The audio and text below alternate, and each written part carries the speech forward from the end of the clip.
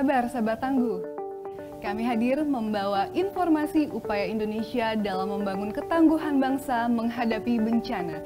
Disiarkan dari studio BNPB, inilah program Kilas Sepekan. Kita mulai dari berita pertama.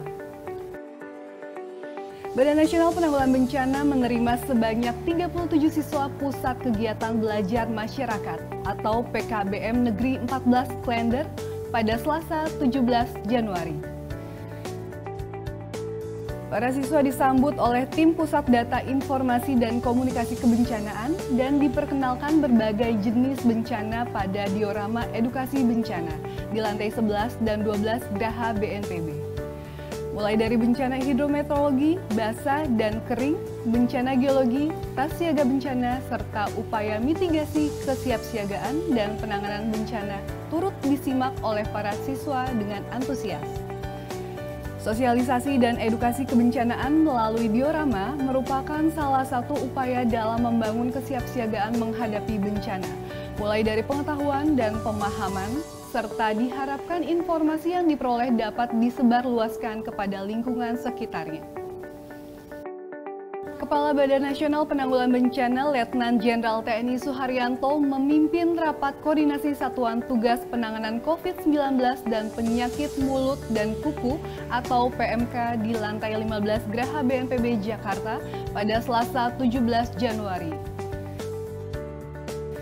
Rapat ini membahas terkait situasi penanganan COVID-19 dan PMK di tahun 2022 serta upaya-upaya yang harus ditingkatkan di tahun 2023. Kepala BNPB mengatakan pemerintah mendorong percepatan vaksinasi tahap 3 atau booster untuk mengantisipasi penularan COVID-19. Selain itu, menyiapkan kesiapan fasilitas kesehatan yang dapat digunakan bagi masyarakat.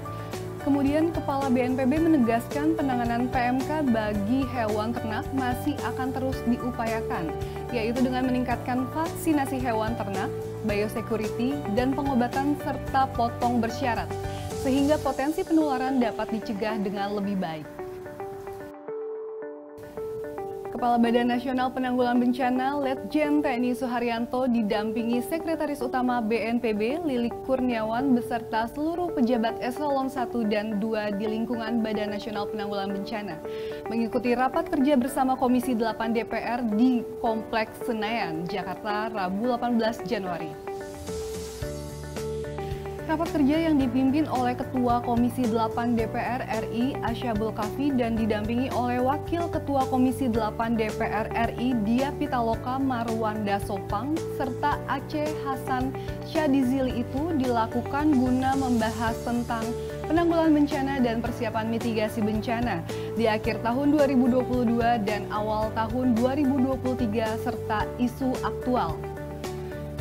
Pada kesempatan itu, Kepala BNPB menjelaskan secara rinci capaian kinerja BNPB selama kurun waktu tahun 2022, membahas alokasi anggaran serta isu-isu terkait penanggulangan bencana. Dalam rapat kerja yang dibuka untuk umum itu juga disepakati beberapa kesimpulan. Di antaranya adalah komitmen dalam meningkatkan kesiapsiagaan menghadapi berbagai potensi bencana akibat cuaca ekstrim pada awal tahun 2023, mengoptimalkan koordinasi dan sinergi dengan kementerian lembaga terkait, serta pemerintah daerah dalam penanggulangan bencana, khususnya bencana hidrometeorologi yang menjadi langganan setiap tahun di beberapa wilayah. Komisi 8 DPR RI juga meminta adanya penguatan agenda dan program mitigasi bencana yang lebih luas lagi, serta mendukung BNPB dalam operasi TMC guna meminimalisir dampak potensi bencana hidrometeorologi basah maupun kering. Kepala BNPB Letjen TNI Suharyanto kembali menyambangi Kabupaten Cianjur, Jawa Barat pada Kamis 19 Januari guna melakukan rapat percepatan penanganan bencana pasca gempa magnitudo 5,6 pada tahun 2022 lalu. Suharyanto dalam arahannya mengatakan proses pembersihan puing hingga kini mencapai ribuan unit. Sementara itu terkait kendala yang terjadi akibat lokasi rumah yang tidak bisa diakses menggunakan alat berat, pemerintah berupaya melakukan pembersihan dengan cara manual, yaitu dengan tenaga manusia. Nah, ini sudah berlangsung, pembersihan puing-puing ini sudah berhasil membersihkan 2.500 rumah lebih. Nah, supaya ini bisa bekerja lebih cepat, makanya paralel, tidak menunggu sampai semuanya bersih, tetapi yang sudah bersih ini mulai dibangun untuk rumah-rumah masyarakat. Kemudian untuk membersihkan puing-puing kita sudah mendatangkan alat berat 100 unit, ya, ditambah pasukan TNI sekitar 2.500 orang yang setiap hari bahu-membahu dengan masyarakat membersihkan puing-puing. Suharyanto menegaskan proses pembersihan yang dilakukan pemerintah tidak dipungut biaya. BNPB mengimbau kepada masyarakat yang berada di zona merah agar mau untuk pindah ke tempat yang disediakan secara bertahap. Mengingat rumah yang disiapkan di Desa Sirnagali telah selesai.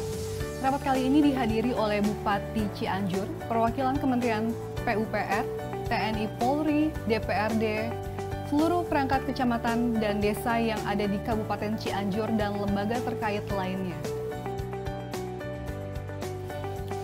Sahabat Tangguh, demikian giat pelayanan publik BNPB minggu ini yang kami rangkum dalam program Kilas Sepekan. Mewakili seluruh tim yang bertugas dari Studio BNPB, saya Vika Nalura. Sampai jumpa di Kilas Sepekan selanjutnya. Salam sehat dan salam tangguh.